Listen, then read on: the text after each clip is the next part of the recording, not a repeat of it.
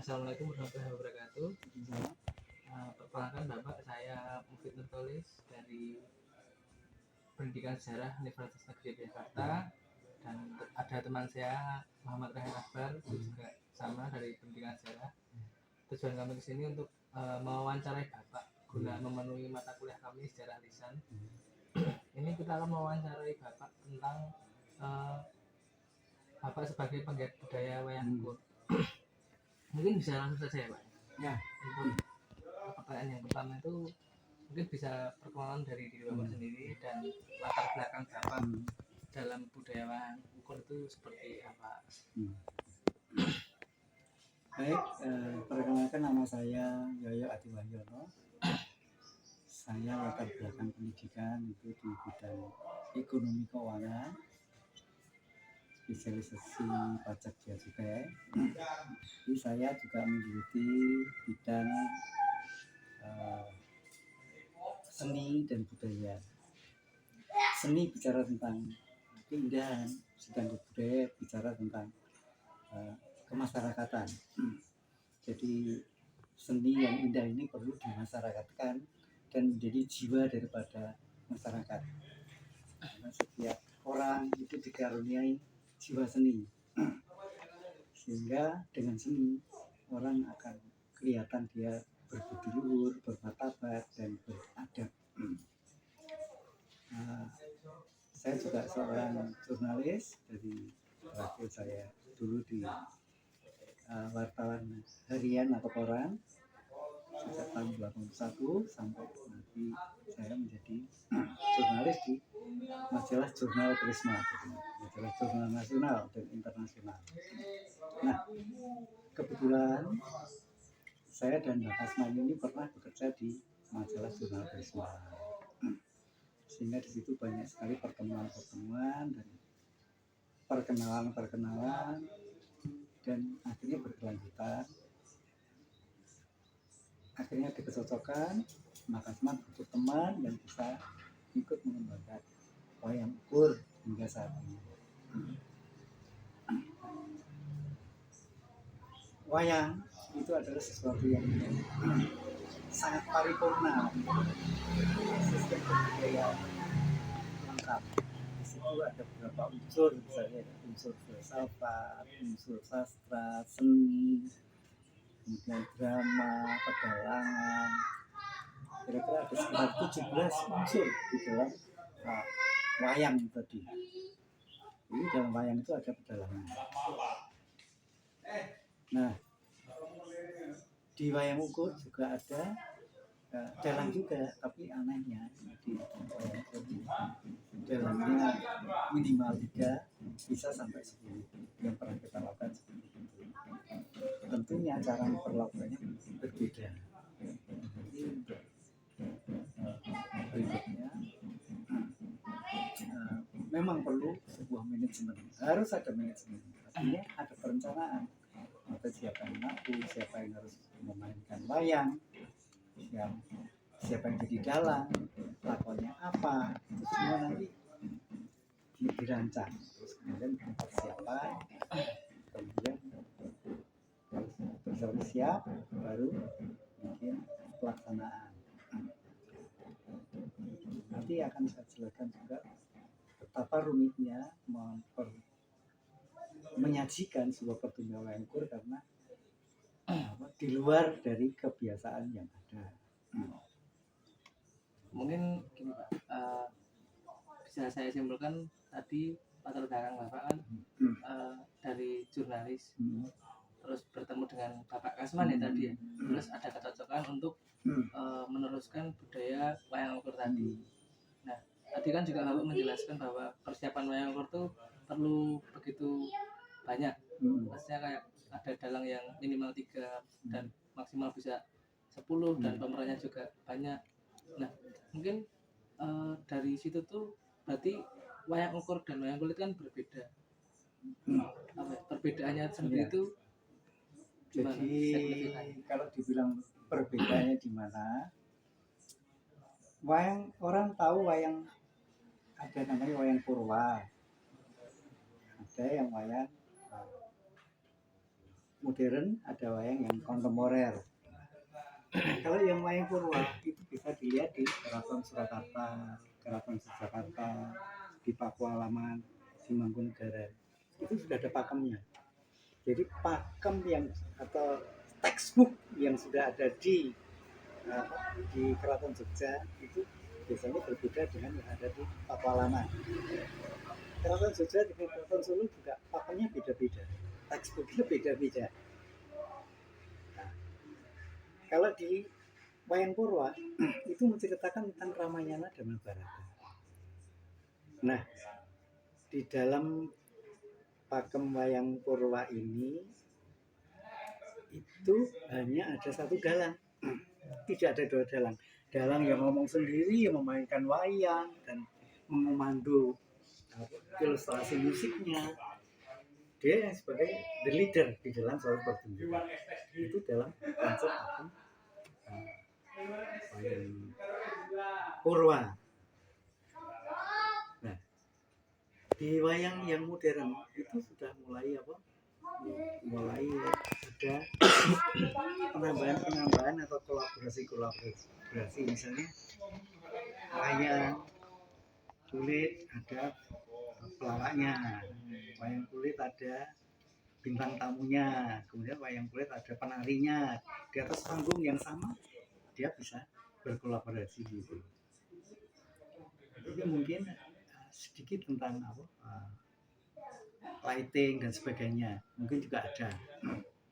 Nanti kalau sudah kontemporer wayangnya sudah busanya tidak seperti busana wayang orang, tapi busanya kadang-kadang busana pakaian bisa ini atau pakaian-pakaian yang lain, tapi ceritanya tentang wayang, ada dramanya, ada mungkin ceritanya juga bisa ngambil dari Ramayana Mahabharata, tapi juga kemungkinan bisa bukan dari Mahabharata Ramayana. Misalnya seperti Romeo and Juliet itu bisa diwayangkan. Jadi kalau sudah kontemporer sudah apapun bisa, konsepnya wayang. Wayang itu sebenarnya yang ini ada konsep yang harus diketahui adalah wayang itu harus memberikan satu nilai, ada yang baik dan buruk, kira-kira gitulah. Biasanya yang baik inilah yang menang, yang unggul, kemudian yang buruk ini yang kalah dan yang lemah. Akhirnya begitu, sehingga yang memenangkan satu pertandingan, pertarungan atau pencitraan itu yang baiklah yang unggul. Itu konsep itu harus ada nilai itu dulu. Kira-kira begitu. Ya. Berarti gini ya Pak ya, untuk wayang ukur sendiri kan lebih modern daripada wayang kulit. Kalau wayang kulit kan masih ada pakemnya gitu, dalangnya cuma satu dan lakonnya itu cuma di kisaran Mahabharata sama Ramayana. Tapi untuk wayang ukur itu bisa dibikin lebih modern, kayak lakonnya tuh nggak harus tentang Mahabharata dan Ramayana, kayak bisa ngambil dari seperti yang Bapak bicarakan tadi, kayak kisah Romeo sama Juliet itu bisa diperwayangkan. Oke, mungkin berarti modernisasi ya Pak. Mungkin tokoh wayangnya, boneka wayangnya, papetnya masih pinjem itu ya, pinjem Ramayana Mahabharata, tetapi ceritanya sudah ke penokohannya dan ceritanya sudah lain. Kira-kira begitu. Terima kasih Pak. Nah, untuk selanjutnya itu ada peran wayang ukur sendiri. Peran wayang kulit di dunia pendidikan kan sudah banyak masuk ke sekolah-sekolah. Ada jurusan pedalangan, ada jurusan kerawitan untuk pewayangan kulitnya sendiri. Kalau wayang ukur itu apakah sudah masuk ke dalam dunia pendidikan? Sebetulnya wayang ukur sendiri itu sebenarnya mengedukasi masyarakat. Misalnya mulai kita mau pentas saja itu dalangnya sudah kita briefing. Dalangnya nanti nggak boleh ngomong, 3 orang, yang depan 2, yang 1 di depan, yang 2 di belakang, yang 1 di depan, disekat oleh sebuah screen atau layar.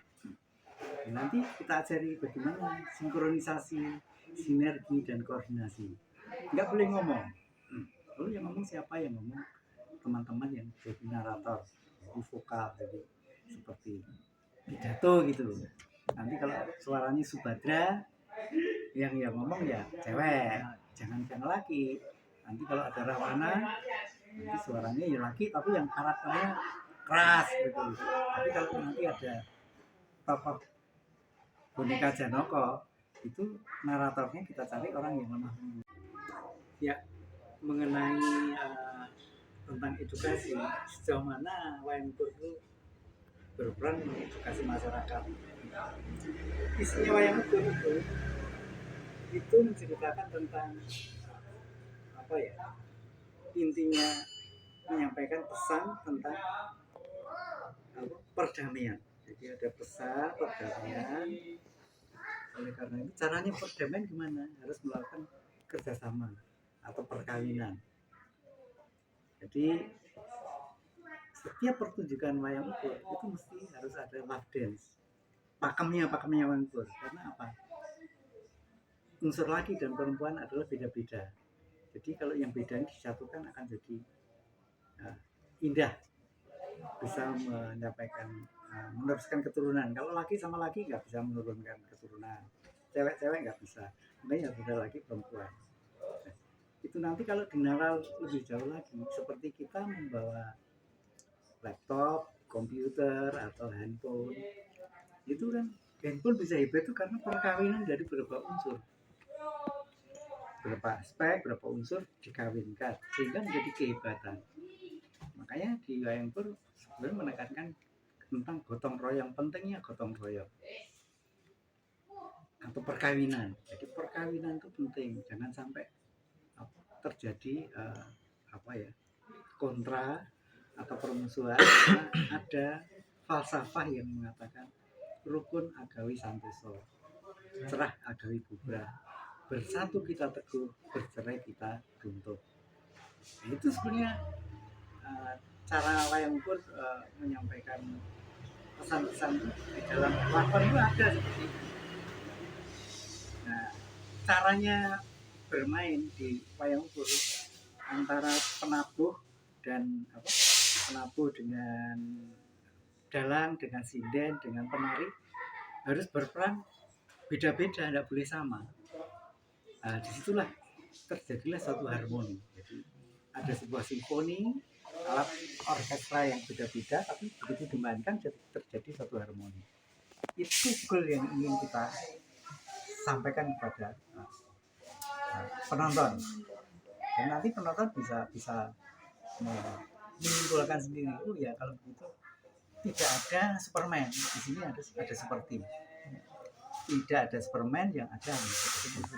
Inilah sebenarnya nilai-nilai yang mungkin kita sampaikan kepada audiens. Berarti lebih ke arah pendidikannya itu lebih ke arah ke pengedukasian untuk masyarakat gitu ya Pak? Ya. Baik, terima kasih Pak. Untuk yang selanjutnya tuh pesan dan harapan Bapak kepada generasi muda untuk meneruskan budaya itu seperti apa? Sekarang kita sudah hidup pada era informasi. Kalau saya pakai terminologinya Alvin Toffler, itu masa informasi atau sekarang IT atau digital ya.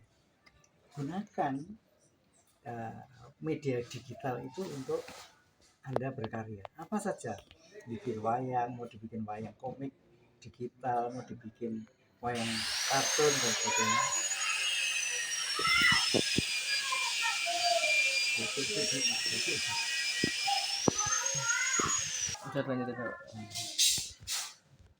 Oke ya. Nah, momentum era digital ini jadikan untuk alat media untuk Anda berkarya. Silakan, tulisan atau apapun ini bisa digunakan dengan baik, dan itu Anda bisa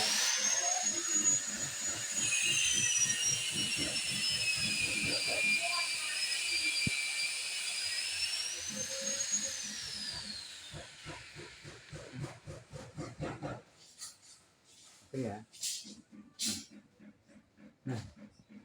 Jadi di kita itu Anda dengan handphone saja sudah bisa bikin film. Kemudian filmnya Anda publish, bisa terjual. Itu secara ekonomi bisa dikembangkan. Jadi sampai nanti dengan handphone Anda bisa berhubungan, komunikasi dengan teman-teman Anda di luar negeri yang di tempat yang jauh. Jadi alat-alat yang hebat ini bisa Anda gunakan semaksimal mungkin dan seoptimal mungkin. Dan harus kalau bisa menghasilkan karya dan menghasilkan uang. Jangan hanya karya saja tapi tidak menghasilkan uang. Nah itu nanti bisa konsultasi dengan teman-teman dari ekonomi bagaimana membuat produk tapi secara bisnis bisa dijual dengan baik, punya nilai ekonomi lah kira-kira gitu. Berarti ini ya Pak, kayak sebagai generasi muda itu kita nggak harus kayak mengembangkan budaya itu harus budaya seperti budaya kuno, tapi juga bisa menggunakan alat-alat yang canggih sekarang untuk membuat karya atau untuk memodernisasi budaya agar kita tuh bisa apa ya, nggak terpaku kepada budaya yang lama, bisa menimbulkan apa ya, karya baru. Dan itu kan juga termasuk salah satu mempertahankan budaya itu ya Pak. Itu bisa seperti itu. Dan bisa apa tadi di konsultasikan kepada teman-teman yang dari ekonomi untuk bisa menghasilkan nilai itu ya Pak. Produknya tak jual gini ya, sehingga Anda tidak sia-sia orang terus membiayai terus.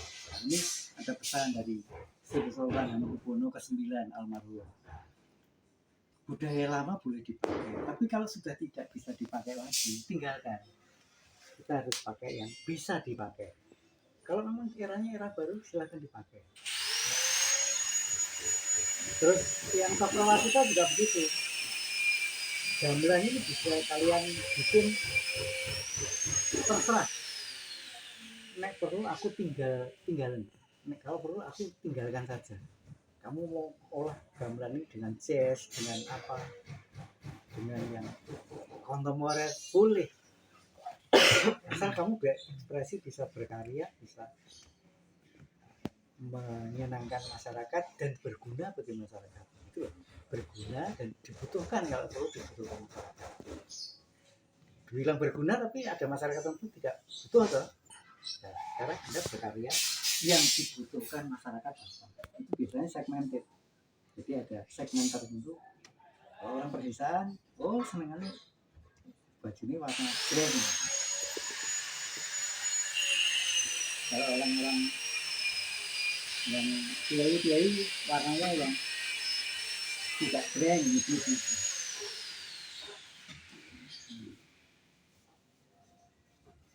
Mungkin ada tambahan lagi Pak, kalau tidak bisa kami cukupkan. Ya gini, khususnya kepada generasi muda,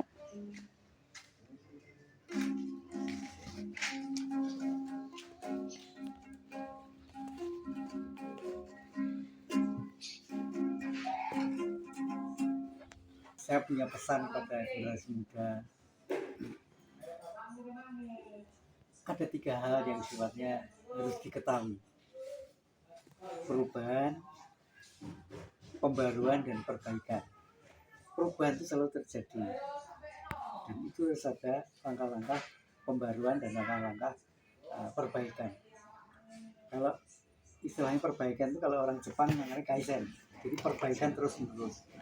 Jangan hanya sekali puas, tapi terus diperbaiki. Kalau istilahnya orang-orang Kompas itu cara memuaskan pelanggan, itu pelanggan benar-benar harus puas.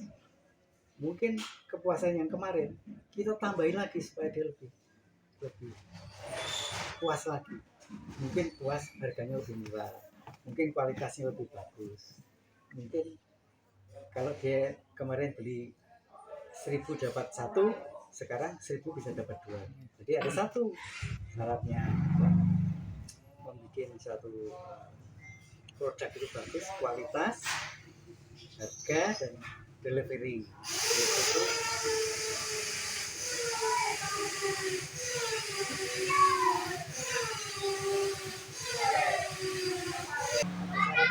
Itu syarat membuat produk yang bagus itu yang satu harus kualitas, kemudian harga, kemudian delivery itu pengiriman, kirim tepat pada waktunya. Untuk bisa bagus ini salah satu ya ada efisiensi, jadi mengurangi pemborosan itu dihindari, sehingga produknya akan menjadi murah. Itulah salah satu pakem atau aturan bagaimana membuat produk yang dibutuhkan oleh masyarakat dan yang terjangkau oleh masyarakat. Kira itu aja. Oke, baik Pak. Terima kasih. Mungkin wawancaranya bisa kita teruskan. Mungkin saya sama rekan saya Muhammad Rayhan mungkin pamit undur diri. Sekali lagi terima kasih. Assalamualaikum warahmatullahi wabarakatuh. Waalaikumsalam.